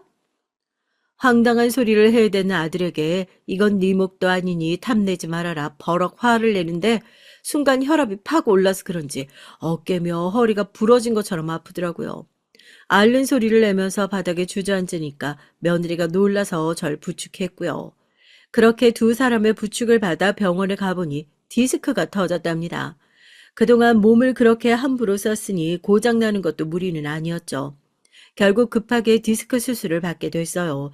1년간은 무거운 물건을 드는 것은 물론이고 허리와 어깨에 무리 가는 일은 아무것도 하면 안 된다는 얘기를 듣고 나니까 꽤나 울적하기도 하더라고요. 그래도 수술 받고 나서 며느리가 봉투까지 챙겨 병원에 오고 퇴원 후에도 손녀딸 데리고 저희 집을 들락날락하면서 거동이 불편한 절 도왔습니다. 아들 복이 좀 모자랐나 싶었는데 그래도 며느리 복은 있구나 했죠. 그런 며느리가 먼저 꺼낸 것이 실버타운 얘기였어요. 노후를 어떻게 지낼 건지 깊게 생각해 본 적은 없었지만 나이가 먹어 살림이 괜찮다 싶으면 실버타운 적당히 살면 요양원, 이도저도 안 되겠다 싶으면 요양병원에 들어가겠구나 생각은 하고 있었는데 지금 제 수중엔 전 남편이 챙겨준 10억이라는 큰 돈도 있잖아요. 거동이 불편하다 보니 제가 원치 않아도 자연스럽게 아들 며느리의 도움을 받아야 하고 제 입장에선 그게 영 마음이 편치가 않다 싶었는데 그 얘기를 들으니까 솔깃하더라고요. 저야 집으로 어머니 모시고 싶죠. 그런데 어머니도 영 불편해하시고 저희도 애 있는 집이라서 솔직히 말씀드려서 돌봐드리기가 그렇게 쉽지만은 않아요. 어머님 지금도 이렇게 걷는 것도 힘들어 하시는데 집으로 간병인 부르자니 돈이 너무 많이 나오고 저도 최근에 조리원 동기한테 들었는데 요즘 실버타운은 요양원 느낌 하나도 안 난다고 그러더라고요. 어머님도 지난번에 저랑 TV로 같이 보셨었죠? 시설도 워낙 잘 되어 있고 해서 요즘엔 안 아파도 일찌감치 월세방 산다 생각하고 그렇게 들어가 계신 분이 많다고. 어머님 생각이 딱 나더라고요. 어머님도 제가 얼마나 어머님 많이 생각하는지 아시잖아요. 저한텐 진짜 친정엄마 같은 존재예요. 네가 그렇게까지 말하는데 내가 싫을 일이 뭐가 있겠니? 안 그래도 늙어서 아프기까지 해서 너네한테 짐되는 건 아닌가 나도 마음이 심란했었는데 그래 뭐 어디 괜찮은 데라도 있다고 하든 너네가 오가기 좋은 곳으로 그럼 네가 한번 알아볼래? 자기한테 맡겨만 달래요. 걱정하지 마시라고요. 솔직히 아들도 하지 않는 귀찮은 일이기도 한데 선뜻 알아봐 주겠다고 한 며느리가 고맙기만 했어요. 얼마 지나지 않아 며느리가 실버타운 전단지를 하나 들고 왔더라고요. 시설도 쾌적해 보이고 집에서도 그렇게 멀지 않아서 애들 오가기도 좋겠다 싶어서 얼마냐 하니 이것저것 계산을 해보니까 15년 기준으로 해서 10억 정도가 들어갈 것 같대요. 전 남편한테 그 돈 받을 때 너무 큰 액수다 싶어 손 벌벌 떨며 받았는데 이 돈이 또 한 번에 나갈 생각을 하니까 선뜻 결정을 내리기 어렵더라고요. 어머님 15년이잖아요, 15년. 이렇게 한꺼번에 결제를 해야 그나마 할인받는 금액이 크다고 하더라고요. 내년 되면 가격이 또 올라간다고 하고 자리 나왔을 때 들어가고 싶어라는 사람이 한두 명이 아닌데 거기다가 혹시라도 그 안에 나오실 일 생기면 이것저것 계산해서 돌려준다고 하더라고요. 그냥 적금 붙는다 생각하고 이거 뭐 고민하실 필요가 있어요? 그래, 네 말 들어보니까 또 맞긴 하다. 그래서 이거 지금 등록하면 언제 들어갈 수 있다니? 이래서 노인들이 다단계에 혹하나 봐요. 며느리가 옆에서 그렇게 살살 꼬드기며 얘기를 하니 금방 당장이라도 들어가야 할 것 같이 혹하더라고요. 뭐 계약금 납부니 신청이니 어려운 게 워낙에 많아서 그 돈 며느리한테 그냥 주고 네가 알아서 좀 해줘라 그랬던 거고요. 며느리한테 뭘 믿고 그렇게 큰 돈을 주냐 하시겠지만 정말 믿을 수밖에 없었습니다. 계약서 보여줘. 거기서 받아본 책자 보여줘. 어머님이 입주하시는 날은 이날이란다. 들어가시면 안에 계속 있어야 하는 게 아니라 밖에 오가는 것도 자유롭게 하실 수 있고 이게 좋네 저게 좋네. 솔직히 제 입장에선 아들한테 그 돈 맡기는 것보다 이렇게 착하고 똘똘한 며느리한테 맡기는 게 더 안심된다 싶어서 그런 선택을 했었던 거라니까요. 전 남편 덕이라고 얘기를 하는 것도 웃기지만 결국엔 노후 자금으로 쓰라며 건네준 그 돈으로 이런 호사를 누리게 된 것이었잖아요. 아무리 밖에 왔다 갔다 할 수 있다고 해도 들어가서 연락을 하는 것보단 미리 연락을 하는 게 맞겠다 싶어 나 당신이 준 돈으로 어디 실버타운을 들어가게 했다 연락을 했죠. 어떻게 갑자기 실버타운 들어갈 생각을 다 했냐고 며느리가 알아봐줘서 어려울 것도 없었다고 그러니 전 남편이 걱정스러운 말투로 그러더라고요. 아들 며느리 내외 정말 믿을 만한 거 맞냐면서요. 당신 그동안 고생했던 얘기 뻔히 들었는데 그 큰 돈을 애들한테 덥석 맡기는 게 맞나 싶어서 그러지. 애들을 의심하는 게 아니라 견물생심이라고 원래 큰 돈 보면 욕심나는 법이니까. 계약서랑은 제대로 잘 확인한 거 맞아? 맞대도 계약서에 입주일자랑 빤히 딱 도장이 찍혀 있는데 애들이 그런 거 가지고 거짓말 할 일이 뭐 있어요. 아, 뭐 어디 요양병원에 나를 갖다 가두는 것도 아니고 입주하고 나면 출입도 자유롭게 하는 거라니까 그냥 여기보다 조금 더 비싼 아파트 월세로 들어간다 그렇게 생각하면 된다니까 별 걱정을 다 하네 정말. 미심쩍어하는 전 남편에게 핸드폰으로 계약서 사진까지 찍어서 보내주니 자기도 한번 알아보겠다면서 무슨 일이 생기면 꼭 전화를 걸어라 하더라고요. 그땐 이 양반이 다 늙어서 왜 이렇게 쓰잘데기 없는 걱정이 많아졌나 하고 말았죠. 이틀 후 전 그렇게 실버타운 입주를 위해서 아들과 며느리를 기다리고 있었습니다. 어머님이 들어가신다고 하니까 제가 더 안심이에요. 전담 병원도 있고 제가 알아보니까 방이 디스크 환자들이 생활하기 좋게 설계되어 있다고 하더라고요. 얼마나 다행인지 몰라요. 저희도 자주 찾아뵙고 할 테니까 너무 걱정하지 마시고요. 알겠죠? 그래, 엄마가 며느리 잘 둬서 이런 호사를 다 누린다, 어? 아들이라고 하나 있는 건 돈 생기자마자 냉큼 달라고 붙어 있는데. 확실히 여자들이 공감 능력이 좋고 속이 깊고 이런 게 있다니까. 안 그래? 짐 가방 무겁다고 본인이 들어주겠다고 아들이랑 며느리가 든든하게 팔짱 끼고 짐까지 챙겨 집 앞에서 실버타운 버스를 기다리고 있었죠. 그래도 손녀딸 사진 좀 자주 보내줘라. 냉장고에 반찬이랑 미리 해놨으니까 이따 갈 때 집 들려서 그것 좀 챙겨가지고 가라. 두런두런 얘기를 하고 있는데 저 끝에서 봉고차 한 대가 오더라고요.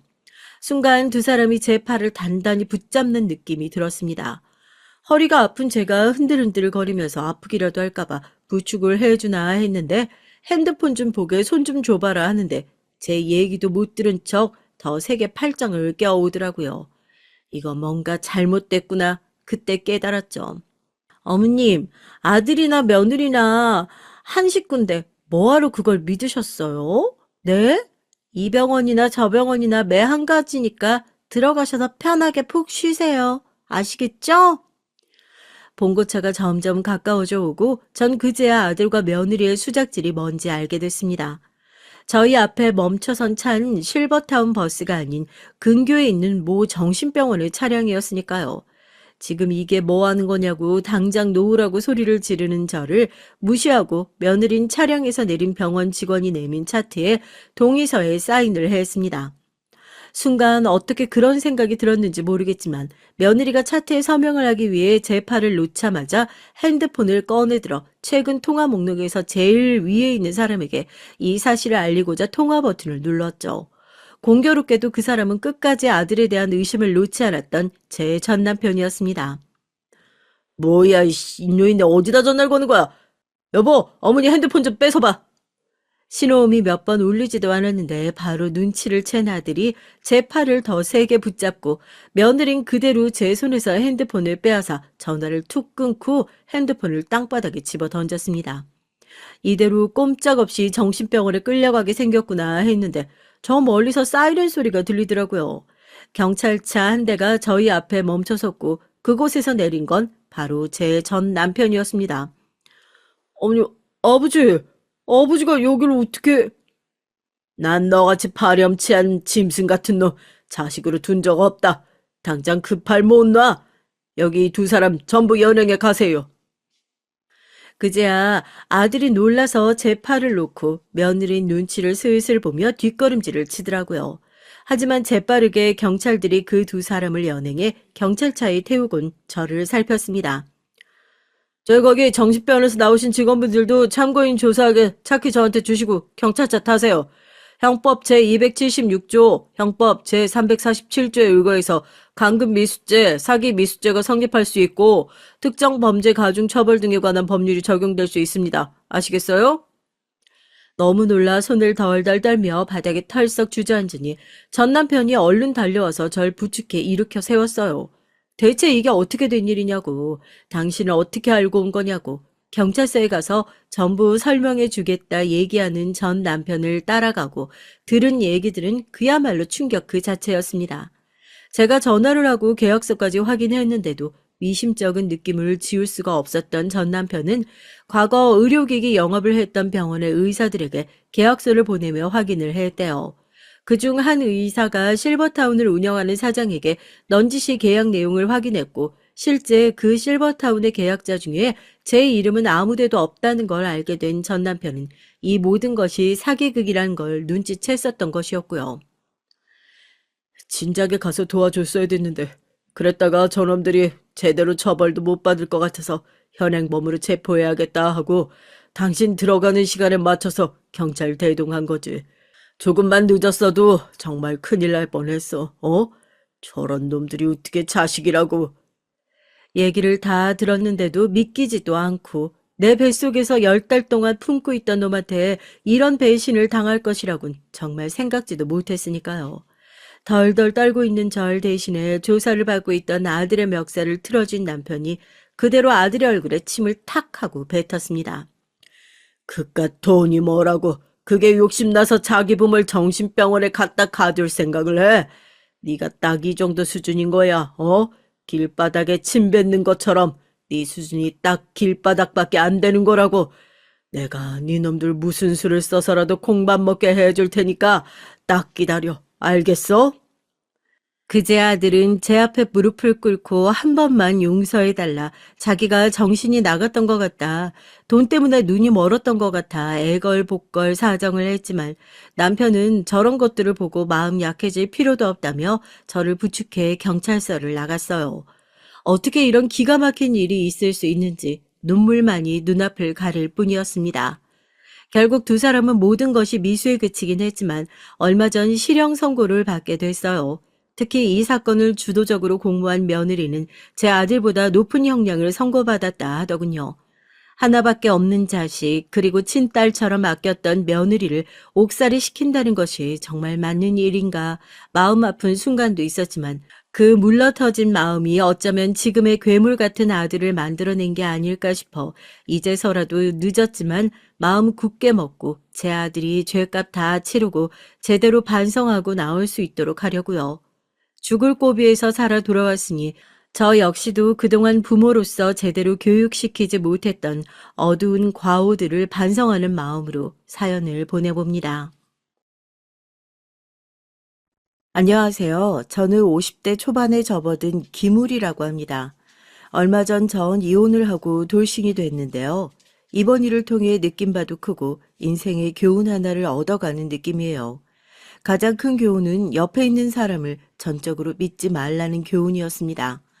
전 원체 성격이 사람을 좋아하고 잘 믿는 성격이라 이런 일이 벌어진 것 같아요.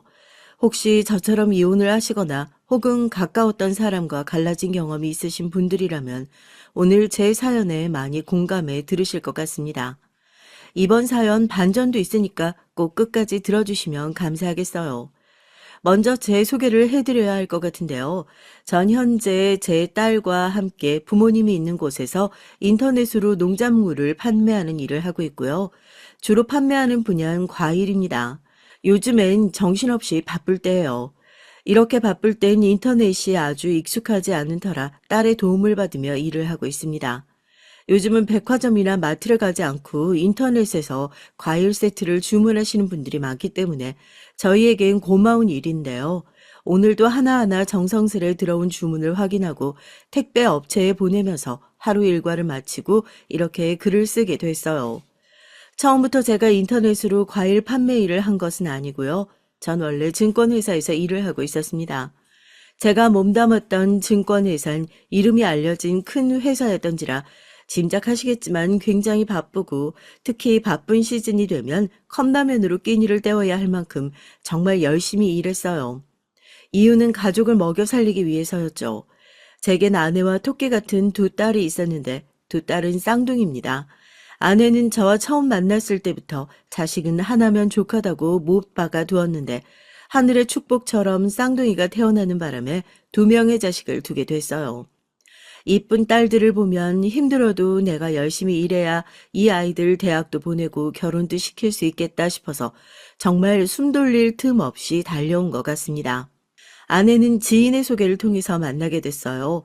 처음 만남에서부터 전 아내가 마음에 들었습니다. 미스코리아 출신이라 그런지 시원시원한 이목구비에 털털한 성격까지 모두 제 마음에 쏙 들더라고요.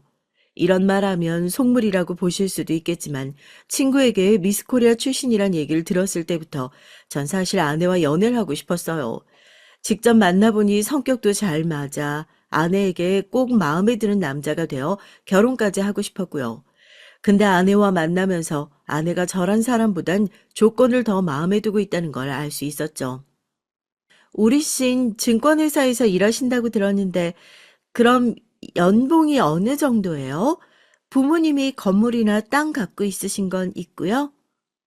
네? 연봉은 제 또래 친구들보다는 그래도 높은 편이고요.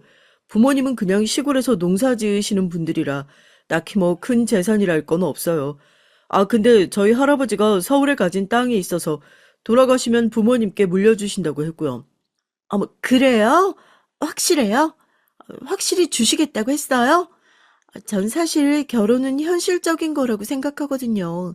물론 평생 살 사람이니 사람 됨됨이나 잘 맞는 것도 중요하지만 경제적인 걸 빼놓을 수는 없다고 생각하거든요. 네? 아, 네, 그렇죠. 저도 거기엔 동의해요. 아내는 저희 할아버지가 땅을 가졌다는 말에 굉장히 흥분했고 연애하면서도 그 부분에 대해 꼬치꼬치 캐묻곤 했어요. 잊을만 하면 한 번씩 묻는 식으로 정말 주는 게 확실하냐고 묻곤 했죠. 결혼을 하고 나서도 아내는 저희 부모님을 뵈러 갈 때 그 부분에 대해 슬쩍 묻기도 했습니다. 그때 전 그저 아내가 솔직하고 오히려 가치관이 확실한 사람이라고 생각했고 이미 콩깍지가 씌었던 터라 별 이상한 점을 느끼지 못했어요. 아내는 저희 집안에 땅이 내려올 거란 말을 듣더니 그 후 급히 결혼을 서두르자고 했는데요. 전 처음부터 아내를 반려자로 생각하고 있었기에 흔쾌히 수락했습니다. 멋진 프로포즈로 화답했고 결혼식을 올렸죠. 결혼을 했을 땐 아내의 친정이 가난한 축에 속했고 아내도 당시 일을 안 하고 있었기 때문에 제가 거의 모든 것을 마련해 살았어요. 아내는 이것에 대해 상당히 미안해했답니다. 미안해요. 내가 조금만 돈을 모아놨어도 당신이 이렇게 다 해갈 필요는 없었는데. 아니야, 뭘 그렇게 미안해해요. 원래 결혼할 땐 남자가 거의 대부분 하는 게 맞는 거죠. 요즘은 반반 결혼이라 해서 여자 반, 남자 반 이렇게 결혼 자금을 마련하는 경우가 많다고 하지만 저희 때만 해도 남자가 결혼 자금의 많은 부분을 책임지는 경우가 당연했습니다. 근데 그렇다고 해도 제 비중이 상당히 높긴 했죠. 저희 부모님은 이것에 대해 별다른 말씀은 안 하셨지만 아내에 대해선 약간의 의미심장한 눈치이긴 하셨어요. 아내가 고등학교만 졸업하고 그 후엔 별다른 직장을 구하지 않았던 것이 내키지 않는다고 하더라고요. 부모님은 평생 농사일을 하셨기 때문에 성실한 사람이 제 반려자가 되면 좋겠다고 말씀하시곤 했는데 그런 부모님의 기준엔 아내가 못 미친 것 같았습니다. 저기 아들, 엄마 노파심인지 모르겠는데 엄마는 며느라가가 너와는 좀 결이 다른 사람인 것 같다는 생각이 드는데 네 아빠도 그렇게 말하고 우린 다른 것보다 성실하고 생활력 강한 좋은 며느리를 바랬어. 아, 너한테 형제가 여럿 있는 것도 아니고 네 누나 한 명 있는데 며느리감이 좀 실망스럽기는 하네. 엄마, 그 사람을 아직 안 겪어봐서 그래요. 아마 결혼하면 엄마한테 제일 잘할걸요? 평상시 얼마나 검소하고 수더분한데요. 주변 어른들한테 예의도 바르고요. 길 가다가도 다리 불편하신 노약자분들 보면 아내가 제일 먼저 가서 돕는다니까요. 그래? 그런 면이 있다니 몰랐네. 그래, 알겠다. 결혼은 네 의사가 제일 중요하니까 엄만 그저 따르기만 할게. 아무튼 잘 살기만 해. 싸우지들 말고. 전 어머님의 걱정을 가라앉히기 위해 저런 거짓말까지 했었습니다. 그런데 아내는 저희 부모님이 자신을 마음에 안 든다는 걸 눈치챘는지 저한테 무척 섭섭하다고 하더라고요. 자신이 결혼 시장에 팔려나온 사람도 아닌데 그런 취급을 당한다면서요. 하지만 맹세코 저희 부모님은 아내 앞에서 마음에 안 든다는 티를 낸 적이 없었어요. 오히려 아내에게 이쁘고 참한 처자가 들어와서 반갑다며 손을 꼭 잡아주셨죠. 그랬기에 전 그런 말을 하나 아내가 이해가 되지 않았습니다. 아내에게 그런 게 아니라고 몇 번이고 설명을 하려고 했지만 아내는 들으려고 하지 않았어요. 삐져서는 몇 날 며칠 저와 말을 하려고 하지 않았죠. 심지어 아내는 나중에 저희 부모님이 자신에게 임신에 대한 압박을 너무 심하게 준다고 말을 하기도 했어요. 애 낳는 기계가 아닌데 결혼한 지 1년도 안 돼서 왜 벌써부터 자신을 들들 볶으려 하는지 모르겠다면서요. 물론 부모님께서 집안의 남자가 저 한 명이니 당연히 자식을 기대하곤 있었지만 아내에게 딱히 압박을 주고 있었다는 걸 전혀 몰랐습니다. 아내의 말에 그간 아내가 받았을 스트레스가 안타까워 저는 화들짝 놀라 부모님께 그러지 말아달라고 했어요. 다른 건 몰라도 전 아내가 저와 결혼해 정말 행복하기만 바랐거든요. 여보, 알겠어. 그건 내가 부모님께 잘 말할게. 당신이 그걸로 스트레스 받는지 전혀 몰랐어. 알았으면 그러지 말아달라 말씀드렸을 텐데. 아무튼 미안해. 내가 다음에 시골 내려가면 꼭 말씀드릴게. 당신은 모르겠지만 어머님, 아버님 당신 없을 땐 얼마나 나한테 눈치를 주는지 몰라요. 애 잘 들어서는 보약이 있다더라. 자기 옆집 사는 여자 딸은 벌써 애를 3명을 낳았다더라. 아, 내가 왜 그런 말을 들어야 돼요? 나 정말 짜증나요. 우리 자식 계획은 천천히 세우기로 했잖아요. 당신 그거 잊었어요? 여보, 알지. 진정해. 알았어. 내가 부모님께 잘 말할게. 자식이 한 명이니 부모님도 불안하셨나 봐. 제가 겨우 아내를 진정시키고 나면 아내는 엉엉 울며 자기 방으로 뛰어들어가곤 했어요. 아내의 눈물에 약했던 전 그 주 바로 시골로 내려가 부모님께 아내 관련 얘기를 꺼냈죠. 근데 여기서 부모님의 반응이 무척이나 이상했습니다. 부모님께선 결단코 아내에게 아이 얘기를 꺼낸 적이 없으시단 거였어요. 다른 건 몰라도 저에게까지 굳이 거짓말을 하실 부모님이 아니었기에 전 이상함을 느꼈죠. 사실 저희 집의 가훈이 정직이라고 할 정도로 부모님은 거짓말하는 걸 싫어하셨거든요. 어렸을 때도 제가 가장 부모님께 많이 혼났던 것 중 한 가지가 바로 쓸데없는 거짓말을 해서 부모님께 들켰을 때였습니다. 저와 누나 모두 거짓말을 하면 눈물이 쏙 빠지게 혼을 냈던 부모님인지라 당신들 스스로도 항상 본보기를 보여주시려고 했고요. 그래서 저희 마을에서 부모님의 말이라면 신뢰하시는 동네 분들이 참 많았습니다. 예, 난 그런 말 한 적 없어. 아이, 새아가가 뭘 오해한 거니? 아, 나도 이쁜 손주는 바라지. 아이, 근데 전에 네가 말했잖니. 애는 천천히 낳을 거라고. 그 말 듣고 며느리한테 구태여 얘기 안 하려고 하고 있었어. 아, 내가 얘기해서 애 바로 생길 것도 아니고.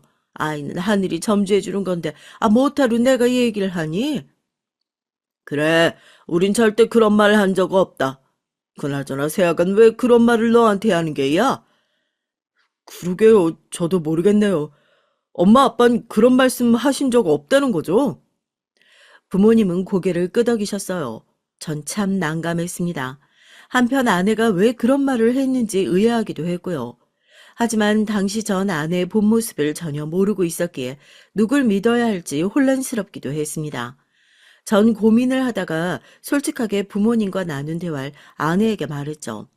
아내는 길길이 날뛰었어요. 어떻게 자신을 의심할 수 있냐면서 남편으로서 제대로 중재하지 못할 거면 이대로 저와는 살 수 없다는 극단적인 말까지 꺼내더라고요. 흥분을 감추지 못한 아내의 모습을 보면서 전 깜짝 놀라 알겠다고 일단 진정하라는 말을 할 수밖에 없었습니다. 당신 내 말을 믿을 거예요? 아님 부모님 말을 믿을 거예요? 난 너무 섭섭해요. 내가 마치 당신과 부모님 사이를 이간질이라도 했다는 거잖아요. 난 시부모님께 들은 대로 말한 것뿐이에요. 전 이때 마치 첫 번째 결혼 생활에 난관을 만난 것만 같았습니다. 자칫하면 아내와 부모님의 갈등으로 이어질 수도 있겠다는 생각이 들었고, 그럼 아내가 저희 부모님을 멀리할 테니 이대로라면 가족의 화합이니 뭐니 아무 소용없이 사이가 다 으스러지고 깨질 것 같아 불안했어요. 전 제대로 노력했습니다. 아내를 달래고 부모님에겐 아내의 말을 제가 오해했다고 말하면서요. 두 쪽을 오가며 설득하느라 정말 힘들어 죽는 줄 알았네요. 난생 안 해본 중재가 이렇게 힘든 줄 몰랐습니다. 그리고 당시 저희 회사에서도 승진을 위해 미친 듯이 일하고 있었는데요. 피곤에 찌든 일상을 보내는 도중 이런 일을 겪으니 괜스레 짜증도 올라오더라고요. 저도 사람이니까요. 그런데 그러던 어느 날 예상치 못한 난관이 또 등장했습니다. 바로 장모님이었어요. 장모님이 다짜고짜 저를 불러 야단을 치시더라고요. 자넨 내가 그렇게 안 봤는데 너무하는구만. 아, 어떻게 이럴 수가 있나? 우리 딸 시집살이 하는 것만큼은 내가 안 하게 해달라고 그렇게 부탁을 했는데 정말 사돈 어른들도 너무하시네. 그렇게 안 봤는데 말이야. 네? 장모님, 그게 무슨 말씀이세요? 시집살이라뇨. 제 아내는 시집살이 같은 거 안 하는데요? 아이고, 이래서 남자들이 둔하단 얘기가 나오는 거야. 그럼 내 딸이 하는 말이 다 뭔가? 애가 피쩍 말라가지고 얼굴살은 쏙 패여서 어제 우리 집에 와서 얼마나 하소연을 하고 갔는지 몰라. 내가 딸의 말 들으면서 억장이 무너져서는 원 안 먹던 술을 다 먹고 이렇게 잔을 찾아온 거네. 장모님은 그날 실제로 만취해 계셨어요. 그러면서 장모님은 집안을 휩쓸 기세로 한바탕 곡을 하시더라고요. 여기서 장모님에 대한 얘기를 잠깐 꺼내자면 결혼 전부터 전 장모님에게 예의 바른 사위가 되기 위해 많이 노력했는데요. 장모님이 장인어른을 젊은 시절 보내고 홀로 살아오시며 아내를 키운 것이었거든요. 그만큼 장모님의 삶이 녹록지 않았을 것이란 생각이 들어서 전 장모님께 싹싹하게 잘해드리며 소중한 가족으로서 곁에 있어드리고 싶었습니다. 아내도 제게 장모님을 생각하면 눈물부터 난다면서 어린 시절 가난했던 친정에 대해 많이 말하곤 했어요. 얘기를 듣다 보니 부모님 아래에서 큰 어려움 없이 자란 제가 얼마나 행운아인지 느낄 수도 있었습니다. 물론 장모님은 제가 잘 해드리면 해드릴수록 절 무척 좋아하셨고요. 나는 마치 자네가 내 아들 같아. 전에 내가 말한 적 있지? 우리 아들. 내 배에서 그만 태어나지도 못하고 유산된 꼭 그 아들이 크면 자네처럼 됐을까 싶다니까. 하늘이 나한테 자네를 내려준 것만 같네. 자네가 내 천운이고 복이야. 감사합니다, 장모님. 그런 말 들으니까 뭐라 말씀드려야 할지 모르겠네요. 쑥스러워서요. 제가 뭐 한 게 있다고. 자네가 왜 한 게 없어? 자네는 존재 자체로도 나한테 튼튼한 힘인데. 우리 사위 내가 어디 가면 꼭 자랑하고 다녀. 돈도 잘 벌지만 우리 딸한테도 잘하고 나한테도 잘한다고. 이런 사위가 없지, 없어. 장모님이 절 이렇게 칭찬해 주시면 저도 기분이 좋았습니다. 장모님께 딱히 해드리는 것이라곤 용돈 드리는 것 외엔 없었는데 후한 대접을 받는 기분이랄까요. 제가 정말 처가의 복덩이라도 된 것 같았죠. 그랬던 장모님이 저리 말하시니 저도 마음이 어려웠어요. 장모님은 다음날 술이 깨셔선 저희 집을 다시 찾아오셨습니다. 퇴근하고 집에 돌아와 보니 장모님과 아내가 함께 앉아있는 걸 보는데 가슴이 쿵 떨어지더라고요. 무슨 얘기가 화살처럼 날아 들어올지 몰라 덩달아 긴장이 됐어요. 그런데 장모님이 이때 꺼내신 말씀은 예상 밖의 것이었습니다. 내가 어제 술을 너무 많이 먹어서 그런지 자네한테 너무 속을 다 털어놓은 것 같네. 부담스러웠다면 미안하네. 앞으로는 그런 일 없을 거야. 아유, 으르느르써 민망하네. 아닙니다, 장모님. 장모님도 힘드셔서 찾아온 것일 텐데요. 그래, 알아준다면 고맙네. 아이, 딸 가진 엄마로선 이것저것 다 걱정되고 괜히 신경 쓰이기 마련이야. 나도 시집살이를 했었기 때문에 아유, 더 마음이 쓰였고.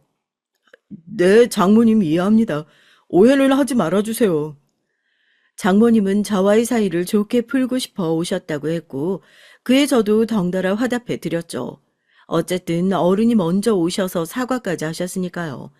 근데 갑자기 장모님께서 한숨을 푹 쉬더니 창문 밖 먼 곳을 바라보시며 이러시더라고요. 그나저나 오늘 온 김에 한 가지 말을 할 게 있네. 얘 동생, 자네 천한 말이야. 이놈이 글쎄 회사에서 잘리고 난 뒤에 일할 생각은 않고 계속 집구석에만 있는데 어디 취직시킬 데 없겠는가? 아유, 내가 요즘 얘 때문에 정말 그냥 머리털이 다 빠질 정도로 힘들어 죽겠어. 어디라도 나가면 좋겠는데 그냥 일할 생각을 도통 안 하니까 나도 얘 뒤치다거리 하다 보니 허리가 휘겠네, 휘겠어. 자네가 도움 좀 줄 수 없겠나? 아, 처남이 일을 안 해요? 아, 저번에 저한테 일을 한다고 하길래 그런 줄 알았는데, 걱정 많으셨겠어요. 네, 그럼 장모님 제가 한번 알아볼게요. 그래, 고맙네, 고마워. 아유. 처남이 일을 안 하는 바람에 장모님이 많이 힘드시다고 우시는데 보고 있으니 안타깝더라고요. 처남은 원체 좀 껄렁한 스타일이었고 일하기보단 노는 걸 좋아하는 사람이었습니다. 그래서 제가 처남을 잘 설득해서 일을 하게 만들거나 자리를 한번 알아보겠다고 한 것이고요. 처남은 제가 만나자고 하자마자 불만 가득 섞인 표정으로 술 사줄 거 아니면 안 나가겠다고 하더라고요. 매형, 나 술 안 사줄 거면 그 자리에 안 가요. 보나마나 잔소리인데 왜 가요? 내가. 우리 엄마가 뭐 나보고 일하래요? 일단 술 사줄 테니까 나와서 얘기해. 어린아이 달리듯 그렇게 어르고 달래서 전 처남을 술집으로 나오게 했어요. 그리고 깊은 대화를 시도해보자고 했죠. 정확히는 처남의 얘기를 들어보고자 했습니다. 허나 처남은 술만 계속 들이키고 시시껄렁한 농담만 할 뿐 정말로 일 같은 건 할 생각이 없어 보였어요. 이대로라면 장모님이 더 힘들어하실 게 그려지는 상황이었습니다. 아내도 당시 동생 걱정에 임신이 더 안 되는 것 같다며 저보고 꼭 어떻게든 설득해 보라고 했거든요. 나 돈 많이 주는 자리 아니면 일 안 할 거예요, 매형. 처음부터 어떻게 돈을 많이 벌어. 하나씩 하나씩 단계를 밟아 나가야지. 그러면서 조금씩 경력도 만들고 해야. 아, 됐고. 난 돈 많이 줄 거 아니면 일 안 해요. 아니, 그냥 이대로 사는 게 훨씬 편하다고요. 쥐꼬리만한 돈 받으면서, 왜 힘들게 일을 해요? 처남은 단호했습니다. 결국 전 아는 사람의 인맥을 총동원해서 처남의 일자리를 만들었어요.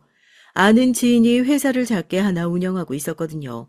그리고 높은 월급을 받으면 동기부여가 될 테니 처남이 받는 월급에 제 돈을 조금 더 보태주는 걸로 대표인 친구에게 미리 얘기했고요. 그래야 처남이 일을 할 테니까요.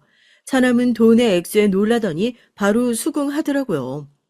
처남이 일을 시작하니 아내는 무척 고마워했습니다. 장모님 역시 우리 사위가 최고라며 얼씨구나 하셨고요.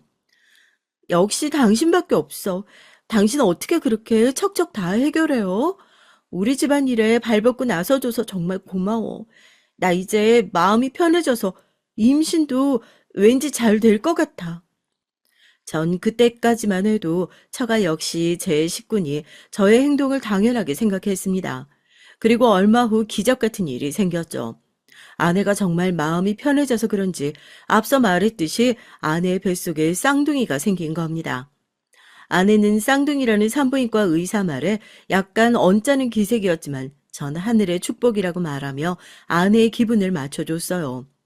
임신 기간 아내가 힘들어하는 것 같아 아내가 좋아하는 쇼핑을 같이 해준다든지 주말이면 아내가 좋아하는 식당에 예약을 해서 같이 가는 식으로 기분을 풀어주려고 했습니다. 그런데 그럼에도 아내는 임신 내내 울상이었죠. 쌍둥이 낳기도 힘들다는데 지금도 이렇게 힘든데 앞으로 몇 개월은 더 힘들어야 되잖아.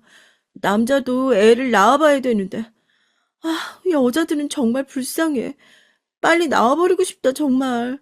몸도 너무 무겁고, 발도 퉁퉁 붓고, 아, 진짜 힘들다. 다른 집 여자들의 얘기를 들어보면 아이가 나올 것에 대한 설렘도 있고 기대감도 어느 정도 있는 것 같던데, 우리 아내는 좀 달랐습니다. 옆집 아줌마가 권하는 퇴교도 귀찮다고 하지 않고 몸이 무겁다는 거에 대한 불만만 내내 토로하더라고요. 전 이때 모성애라는 것이 선천적인 것만은 아니겠구나 하는 생각이 처음으로 들었어요. 모성애가 누구에게나 있을 것은 아니더라고요. 왠지 모르게 쌍둥이가 태어나면 제가 아내보다 더 육아에 신경 쓸 것 같다는 생각도 한편으론 들었고요. 그리고 실제로 아이들이 태어난 후 아내는 무척이나 육아를 버거워했어요. 물론 여자들이 육아를 힘들어한다는 건 전적으로 동의합니다. 주변 회사 동료들의 말만 들어도 아이를 키우는 게 일하는 것보다 힘들다는 말을 많이 해왔으니까요. 근데 아무리 아내를 이해해 주려고 해도 아내는 지나치게 힘들어했어요. 여보, 당신 너무 힘들어하니까 내가 여기 옆집 아줌마한테 부탁드려놨어. 몇 시간 같이 봐주실 거야. 혼자도 아니고 둘이니까 당신 힘들어하는 거 이해해. 애들 크면 나아질 테니까 조금만 참아줘, 응? 아니, 참긴 뭘 참아. 당신은 내가 이렇게 힘든데 도대체 뭘 하고 돌아다니는 거야? 맨날 야근에 주말 근무에 육아하면 같이 도와주기로 했잖아. 아, 여보, 내가 왜 버리고 우리 아이들 위해서 당신 위해선 어쩔 수 없이 이렇게 일을 해야 하는 거 알잖아. 전에 설명했잖아. 옆집 아줌마도 돈 들이고 고용하는 거야. 공짜가 아니라고. 저도 일하고 싶어 하는 게 아니라 정말 오롯이 저희 가정을 위해 꾹 참고 상사의 진상짓도 참아가며 일하는 중이었어요. 그래서인지 절 이해해주지 않고 원망망하는 아내에게 슬슬 짜증이 올라오더군요. 전 시간이 조금이라도 나면 무조건 아내를 도와주고 있었으니까요. 너무 힘들다 해서 옆집 아주머니까지 고용해 줬는데 여기서 뭘 더 어떻게 해줘야 할지 알 수가 없었습니다. 당신은 그게 문제야. 그 태도가 문제라고. 난 돈 벌고 있으니까 당당하다는 그 태도 말이야. 돈 벌어오면 다야? 정작 험한 일은 내가 다 하는데? 옛날처럼 흙바닥에 내려놓으면 아이가 알아서 자라는 줄 아냐고.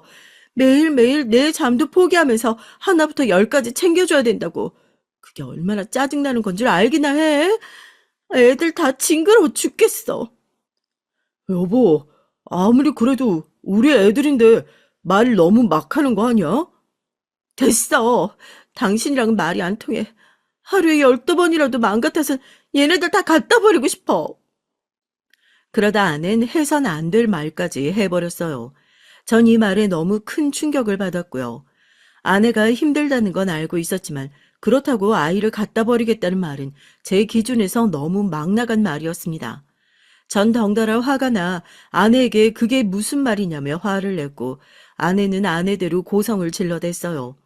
나중에 민원이 들어와 겨우 싸움을 멈췄지만 저도 아내도 서로 분을 참지 못했죠. 결국 그렇게 저희 부부는 아이를 낳고 처음으로 큰 부부싸움을 하게 됐습니다. 근데 며칠이 지나고 흘러보니 제가 굽히고 들어가야겠다 다짐이 생기더라고요.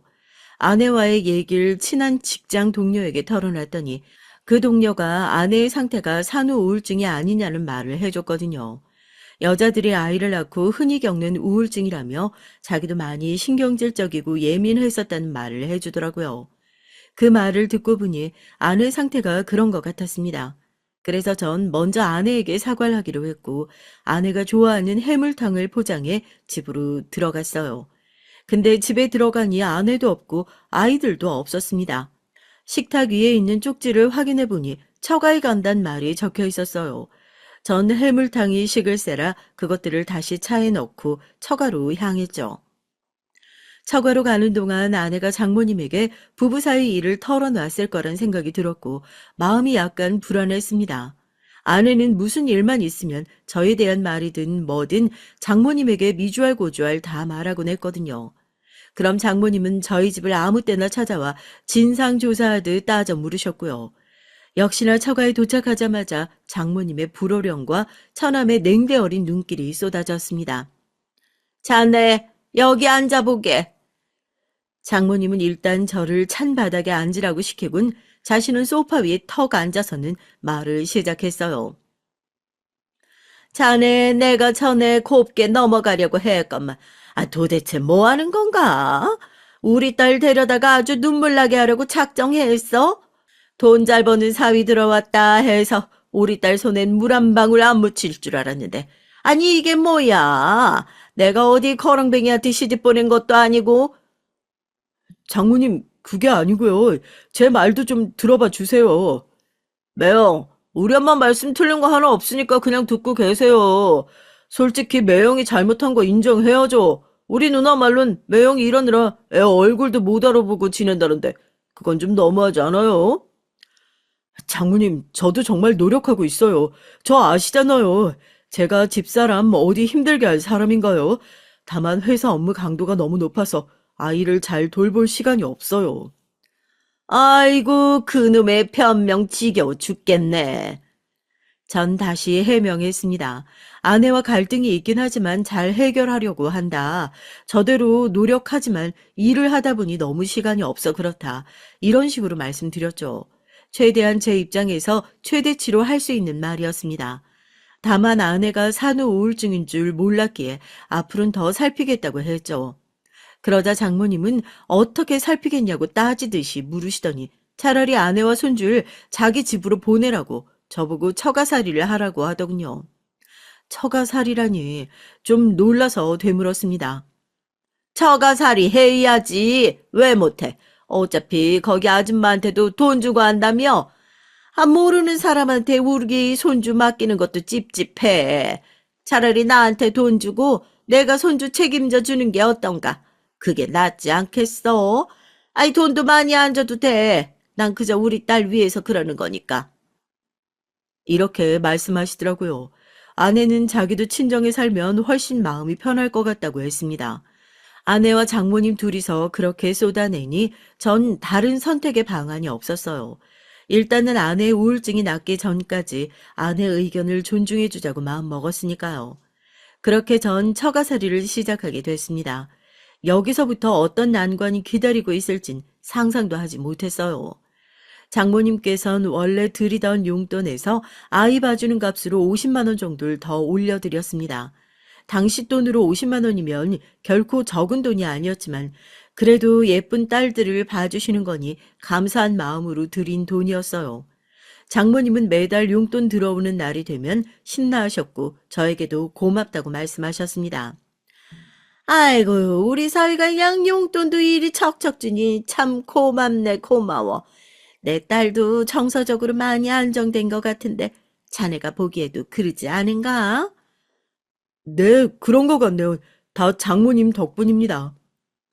장모님은 항상 자신이 아내를 잘 보살피고 있다고 했고 아내 또한 친정에 있으니 저 다툴 일이 거의 없었어요. 짜증내는 횟수도 훨씬 적었고요. 전 그것에 굉장히 만족했습니다. 일단 저희 딸들이 행복한 환경에서 자라는 게 가장 중요했으니까요. 아이들은 어른들의 부부싸움을 전쟁으로 생각한다는 말이 있잖아요.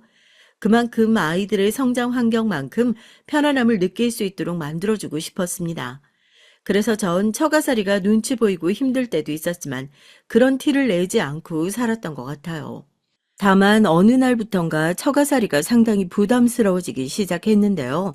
왜냐하면 장모님이 3달에 한 번꼴로 목돈을 요구하셨기 때문입니다. 100만 원, 200만 원씩 말이에요. 이유를 물어보면 저희 딸 교육비라고 했는데 교육비론 그 정도 목돈이 들 리가 없었어요. 그래서 제가 나를 잡고 조심히 물어봤더니 기괴한 답변이 나오더군요.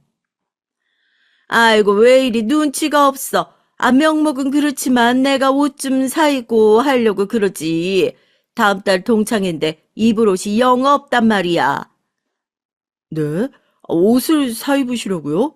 그래. 아, 물론 나만 입는 건 절대 아니고 우리 손녀들 옷이랑 딸 옷도 같이 사 입으려고 하네. 아니, 글쎄, 동네에 걸어 다니다 보면 우리 손녀들 옷이 제일 꾀재재하단 말이지. 애들도 어리지만, 아, 느끼는 감정이라는 게 있는데 잘 입혀 보내야지. 그리고 이제 학교도 들어가는데, 아, 다른 애들이랑 얼마나 비교되겠어? 그건 그렇지만, 왜? 자네 혹시 내 옷 사주는 게 아까운가? 아유, 그럴 리가요. 그건 아니에요.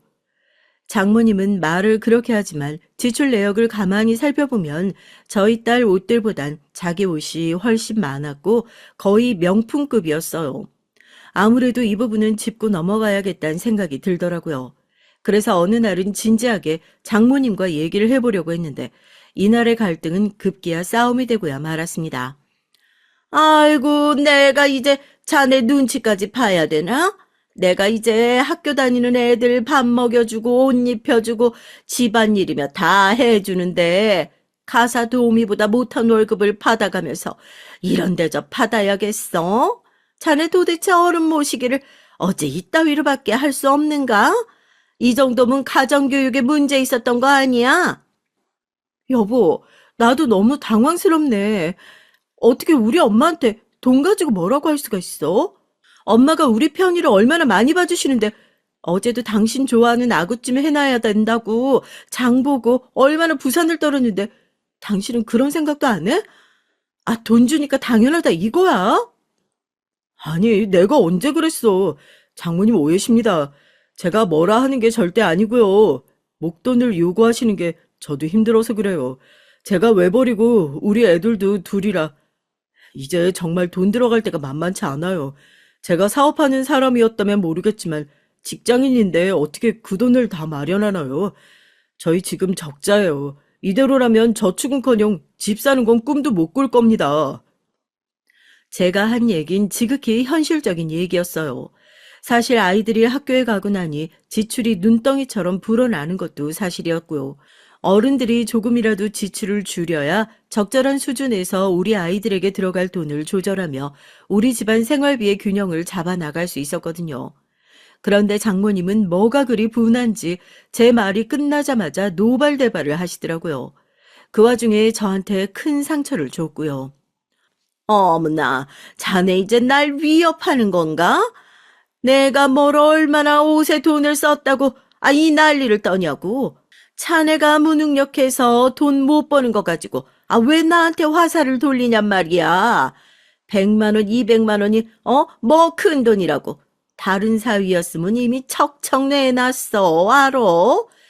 이래서 내가 우리 딸 미스코리아 출신이라고, 다른 데서 선 들어왔을 때 거길 확 잡았어야 됐는데. 아이고, 아쉬워라, 아쉬워. 자네보다 집안 빵빵한 손자리가 넘치고 넘쳤는데. 전 다른 걸 다 떠나 솔직히 너무 섭섭했습니다. 지금까지 처가살이를 선택할 만큼 장모님에게 못했던 적도 없고 아내에게도 최선을 다했는데 어떻게 저에 대한 판단이 저 정도에 그칠 수밖에 없었을까요? 저런 말밖에 할 수 없었던 걸까요? 대화가 그렇게 무르익자 옆에서 제 편을 들어줄 줄 알았던 아내는 오히려 저를 같이 공격하고 나섰습니다. 아내는 저를 픽 비웃으며 말을 이어가더군요. 그래, 나 솔직히 엄마 말대로 준 재벌급 집들이 줄줄이 섰었어. 당신 기분 나쁠까봐 말 안 했지만 당신이란 사람 하나 믿고 결혼했는데 나도 실망스러워. 무엇보다 내가 당신한테는 우리 엄마 나한테 전부인 사람이니까 잘하라고 그렇게 강조했잖아. 엄마가 돈 쓰는 게 다 우리를 위했던 건데 엄마 기분이 지금 어떻겠어? 우리 엄마한테 얼른 사과해. 사과하라는 말에 전 너무 비참한 심정이었어요. 장모님과 아내 이 두 사람과는 더는 말이 통하지 않았습니다. 내가 왜 처가살이를 시작했을까 하는 후회마저 들었고요. 제 발로 지옥을 들어온 기분이었어요. 더군다나 전 당시 아내에게 불만도 있었습니다. 아내가 명절날만 되면 저희 집엔 시골이라고 잘 가지 않으려 하고 딱 하루 머물다가 밤만 되면 바로 오려고 했거든요. 저희 부모님이 눈에 띄게 섭섭해 하시는 게 보이는데도 아내는 아랑곳도 않고 친정에 가야 한다며 자리를 털고 일어나기 바빴어요. 명절날 겨우 보는 부모님이라 저도 하고 싶은 대화가 많은데 아내 때문에 어쩔 수 없이 아쉬움을 품고 돌아와야 했죠. 이것 때문에 아내에게 얘기를 해보면 아내는 너무 멀어서 아이들이 힘들어한다는 핑계를 대고요. 아이들은 시골이란 환경이 신기해서 가면 시간 가는 줄 모르고 놀곤 했는데 말이죠. 당신 솔직히 우리 엄마 아빠 보는 게 불편한 거 아니야? 나도 오랜만에 보는 부모님이라 더 얘기하고 싶다고. 하루 정도 자고 오는 게 뭐가 그리 힘들다고. 솔직히 장모님은 매일 보잖아. 정말 안 되겠어?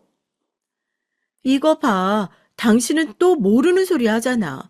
여자들이 시댁 가서 스트레스가 얼마나 심한지 알기나 해? 난 우리 딸들 시끄럽게 놀기만 해도 바로 눈치가 보여. 시부모님이 당신한테는 살갑지 나한테도 살가운 줄 알아? 나만 보면 당신 등골 빨아먹고 사는 사람 보듯 본다고. 아내는 아내대로 증거를 만들어 대곤 했어요. 이렇듯 아내와 얘기하면 끝이 없었어요. 제가 하룻밤만 더 있다 오고 싶다 아무리 어필을 해도 모르는 척 고개를 돌려버리면 끝이었죠.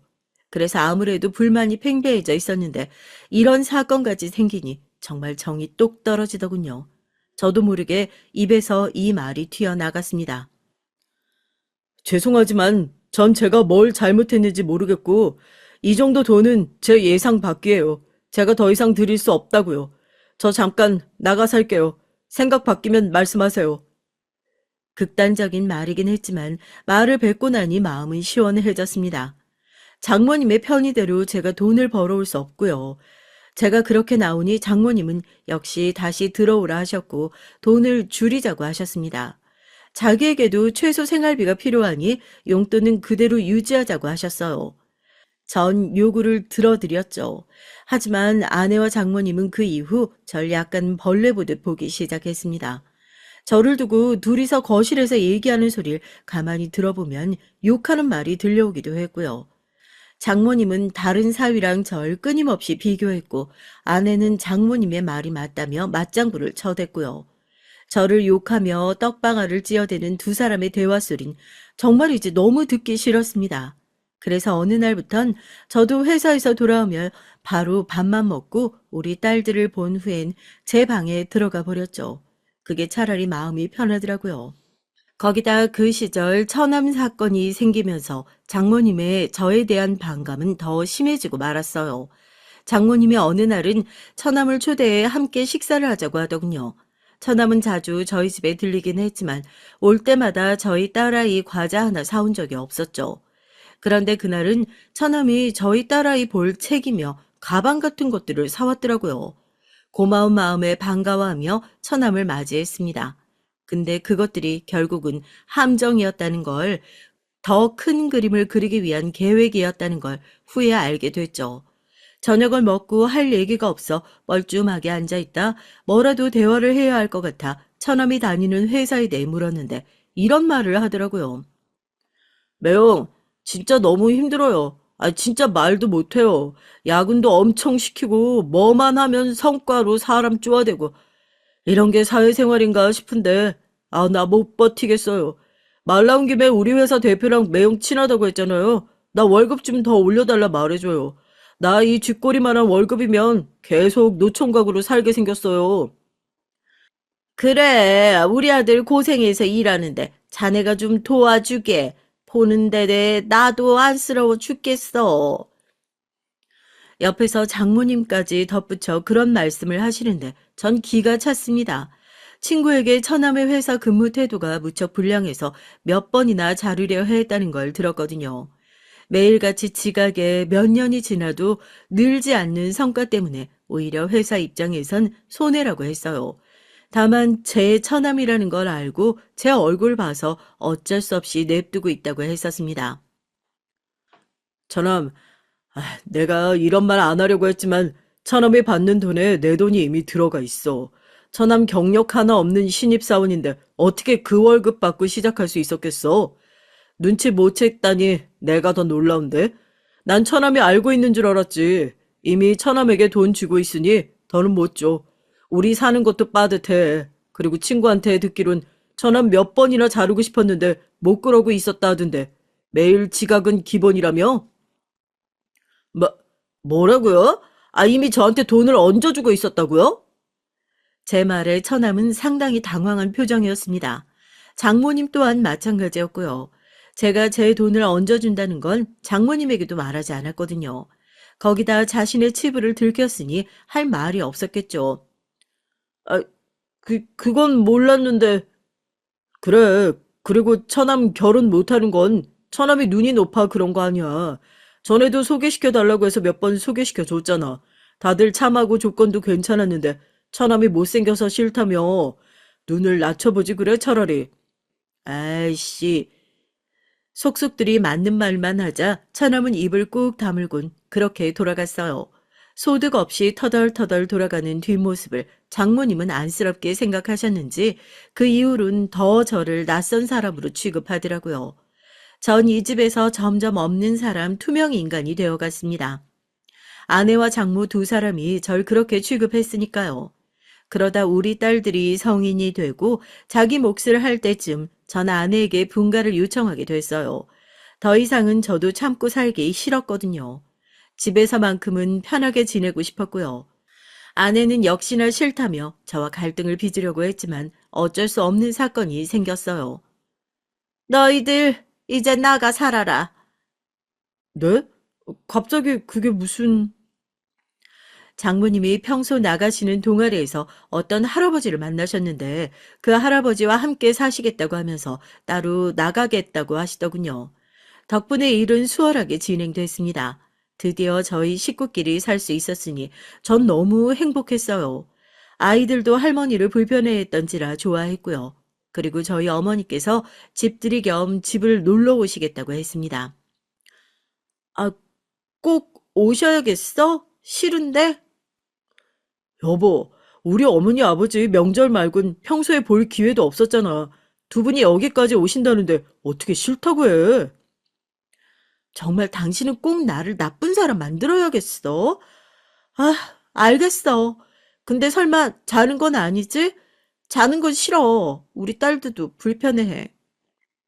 아내는 잔뜩 싫어하는 기색을 드러냈지만 어쨌든 허락을 했기에 전 바로 부모님께 연락을 드렸고 두 분은 직접 시골에서 올라오시게 됐어요. 제가 데리러 간다고 했는데 부모님은 괜찮다며 저보고 나오지 말라 신신당부하시더라고요.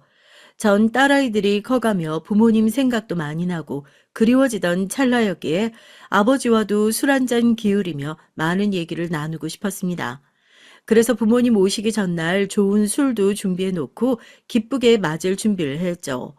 시골에서 올라오신 부모님은 아내를 보자마자 여전히 이쁘다며 들고 오신 반찬거리와 몇 가지 과일들을 주셨어요. 근데 아내의 반응이 너무 차가웠습니다. 뭐 굳이 이걸 다 가지고 오셨어요. 괜찮은데. 냉장고가 꽉 찼거든요. 아이고, 그러니? 아유, 우리가 추측을 부렸나 보구나. 미안하다. 아니에요, 뭐, 가지고 오셨으니까. 받긴 받을게요. 그나저나 옷은 저 주세요. 제가 걸어드릴 테니까.